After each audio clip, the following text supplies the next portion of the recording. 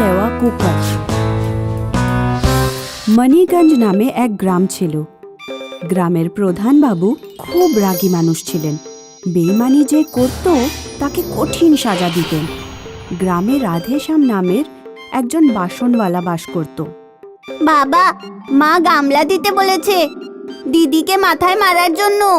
আমার মাথায় মারার জন্য নয়, ওর মাথায় মারার জন্য চাই। আরে সেই দিনই তো আমি একটা গামলা দিয়েছিলাম, আজকে আবার চাই? ঠিক আছে, এটা নিয়ে যা। রাধেশ্যামের দুজন ছেলে মেয়ে ছিল, বাবলু আর চিঙ্কি।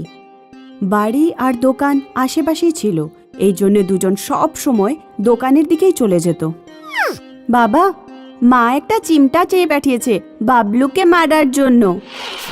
না বাবা, চিঙ্কি দিদির নাক টিপে ধরার জন্য চেয়ে পাঠিয়েছিল। আরে তোদের মা তো মনে হচ্ছে পুরো দোকানটাই খালি করে দেবে। কালকেই তো একটা গামলা দিয়েছিলাম, আজকে আবার চিমটে চাই। সব জিনিসপত্র যদি বাড়িতেই ব্যবহার করে নাও তাহলে ক্রেতাকে আমরা কি দেবো? এই নাও চিমটে। আরে বাবা, মা বলেছে সন্ধেবেলা 1 কেজি জিলেপি নিয়ে আসতে বাড়িতে। না আনলে বুঝতেই পারছো, মায়ের কাছে নতুন চিমটা আছে কিন্তু। যা তোরা সবাই এখান থেকে, এরা একেবারে ওর মায়ের মতো হয়েছে। রাধেশ্যামের দোকান খুব ভালো চলতো। সে তার বউ আর বাচ্চাদের নিয়ে সুখে দিন কাটাচ্ছিল। কিন্তু ওর সুখের জীবনে ভগবান দাসের কুনজর পড়ল। ভগবান দাস নিজের পরিবারের সাথে গ্রামে নতুন নতুন এসেছিল। সে একটা ব্যবসা করার কথা ভাবছিল।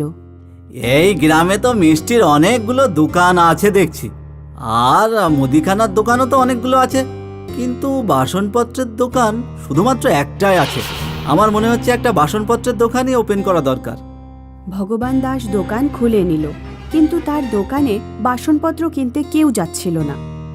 সবাই রাধেশ্যামের দোকানেই যাচ্ছিল।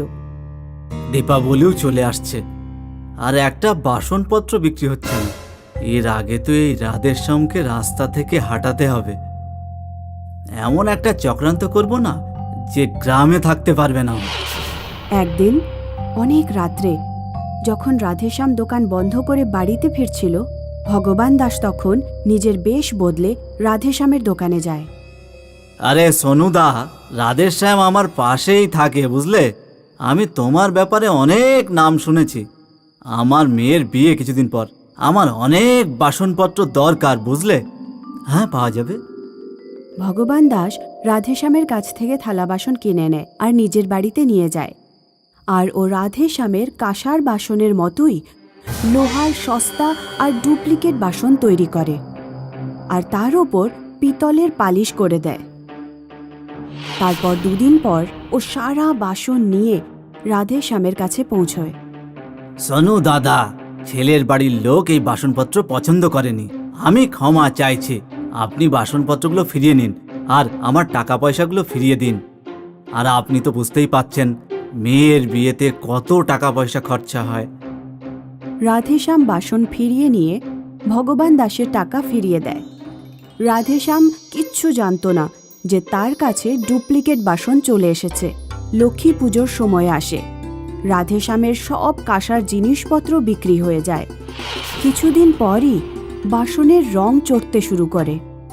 আরে এটা তো লোহা মনে হচ্ছে, রাধেশ্যাম আমাদের ঠকাচ্ছে। গ্রামের লোক রাধেশ্যামের ব্যাপারে প্রধান বাবুর কাছে নালিশ করে। রাধেশ্যাম, গ্রামের একটা নিয়ম আছে, যদি কোনো দোকানদার কোনো ক্রেতাকে ঠকিয়ে থাকে তাহলে গ্রাম ছাড়তেই হবে। এবার তুমি আর এই গ্রামে থাকতে পারবে না, আর জরিমানা হিসেবে 50,000 টাকা দিতে হবে তোমাকে। রাধেশ্যাম তার দোকানের সব মালপত্র এবং নিজের বাড়ি বিক্রি করে কোনো প্রকারে জরিমানার টাকা দেয় আর নিজের পরিবারকে নিয়ে অন্য গ্রামে চলে যায়। বাবা, এবার আমরা কোথায় যাব? জানি না মা, আমি তো এখানে আশেপাশে কোনো আত্মীয় স্বজনকেও চিনি না। তুমি এই ব্যাগ ভরে কি নিয়ে যাচ্ছ বলো তো? আমি কিছুটা চাল আর একটা পাত্র নিয়ে এসেছি। যদি রাস্তায় কোথাও আগুনের ব্যবস্থা হয় তাহলে ভাত রান্না করে নেব। রাধেশ্যামের পরিবার সারা দিন হাঁটতে থাকলো। যখন অন্ধকার হয়ে এলো তখন ওরা এক গাছের তলায় গিয়ে বসলো। বাচ্চারা, যদি আমাদের খারাপ সময় আসে তাহলে আমাদের হাসি খুশিতে কাটাতে হবে, কারণ খারাপ সময়ও জীবনের একটা অংশ। যতক্ষণ না পর্যন্ত আমরা কোনো রকম আশ্রয় খুঁজে পাচ্ছি ততদিন এই যাত্রাটাকে একটা ছোট্ট ট্রিপ বলে মনে করো। রাধেশ্যামের বউ আগুন জ্বালিয়ে ভাত রান্না করতে থাকে। একজন বয়স্ক লোক ওদের কাছে আসে। বাবা, আমি আর আমার বউ 5 দিন ধরে কিচ্ছু খাইনি। পাত্রের ভাতগুলো আমাকে দিয়ে দাও, না হলে আমার বউটা যে মারা যাবে। বাবা, আমাদের কাছে তোমাকে দেওয়ার কিচ্ছুই নেই। আমার মনে হয় এই বয়স্ক লোকটা আমাদের থেকেও বেশি ক্ষুধার্ত। আমাদের ওনাকে ভাত দিয়ে দেওয়া উচিত। কিন্তু আমাদের বাচ্চারা কি খাবে? মেয়ে, কালকে জঙ্গলে গিয়ে কিছু না কিছু খাবার ব্যবস্থা করে নেব। ঈশ্বরের উপর ভরসা করো, ওনার ভাতের বেশি প্রয়োজন, আর যার সত্যি ভাতের প্রয়োজন তাকে সাহায্য করা উচিত। রাধেশ্যাম বয়স্ক লোকটাকে চাল আর পাত্র দুটোই দিয়ে দেয়। ওই দিন রাত্রে রাধেশ্যামের পরিবার খালি পেটে ঘুমিয়ে পড়ে। সকালে ঘুম ভাঙতেই বাবলু আর চিঙ্কি কাঁদতে থাকে। আমার খুব খিদে পেয়েছে, কিছু খেতে দাও। রাধেশ্যাম খাবারের খোঁজে জঙ্গলের দিকে যায়। সে জঙ্গলে ওই বয়স্ক লোকটাকে দেখে, যাকে গত রাতে ভাত খেতে দিয়েছিল। কাল রাত্রে আমাদের 20 বছর আগের পুরনো ছেলেটা ফিরে এসছে। তুমি আমাকে অনেক সাহায্য করেছো, তার জন্যে আমি তোমাকে এই প্রেসার কুকারটি দিচ্ছি। রাধেশ্যাম কিছু বলার আগেই ওই বয়স্ক লোকটা ওখান থেকে চলে যায় কুকারটা দিয়ে। আরে এই বাবা, কুকার দিয়ে আবার কোথায় চলে গেল? এই খালি কুকার নিয়ে আমি কী বা করব? যদি দেওয়ারই ছিল তাহলে কিছু খাবার দিয়ে যেত আমাকে। জঙ্গলে রাধেশ্যাম একটা পুকুর দেখতে পেল। তাতে কিছু পদ্মফুল ফুটেছিল। রাধেশ্যাম পুকুর থেকে পদ্মফুল গাছ তুলে আনে।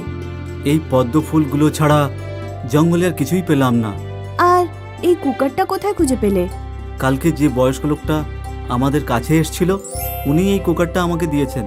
পদ্ম ফুলগুলো কুকারে সিদ্ধ করো, তারপরে খাওয়া যাবে। কয়েকটা সিটি দেওয়ার পর যখন রাধেশ্যামের স্ত্রী কুকার খুলল, তখনও খুব অবাক হয়ে গেল। পদ্ম ফুল সোনার হয়ে গিয়েছিল। আরে এটা কিভাবে সম্ভব? রাধেশ্যাম কুকারে অন্য কিছু সেদ্ধ করতে দেয়।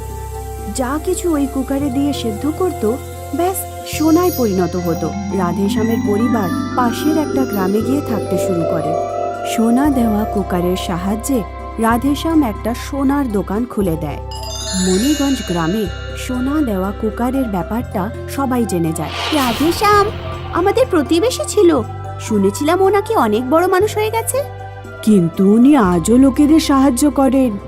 ভগবান দাস রাধেশ্যামের ব্যাপারে জানতে পারে।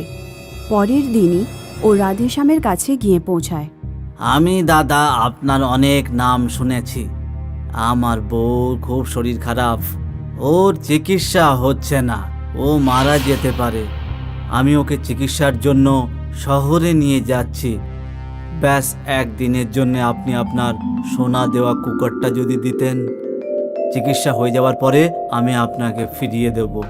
রাধেশ্যাম ভগবান দাসের ওপর ভরসা করে ওকে কুকার দিয়ে দেয়। ভগবান দাস দৌড়তে দৌড়তে কুকার তার গ্রামে নিয়ে যায়। রাধেশ্যাম লোকটা সত্যিই খুব বোকা। আমি কত কি ভাবছিলাম, আর ওকে সহজেই কুকারটা নিয়ে চলে এলাম। এখন আমি এতে আলু দিয়ে সিদ্ধ করব, আলু সোনার হয়ে যাবে। ভগবান দাস আলু নিয়ে কুকারকে আগুনে বসিয়ে দেয় আর তাতে সিটি আসার অপেক্ষা করতে থাকে। সিটি চলে আয়, চলে আয়, সিটিতে তাড়াতাড়ি, হ্যাঁ তাড়াতাড়ি দে। কিন্তু কুকারে সিটি পড়ে না, আর এক ভয়ঙ্কর বিস্ফোরণ হয়। আর ওই বিস্ফোরণে ভগবান দাসের মুখ কালো হয়ে যায় আর কাঁদতে থাকেও। আরে এটা কি হচ্ছে? কেউ ঠিকই বলেছিল, লোভে পাপ আর পাপে মৃত্যু।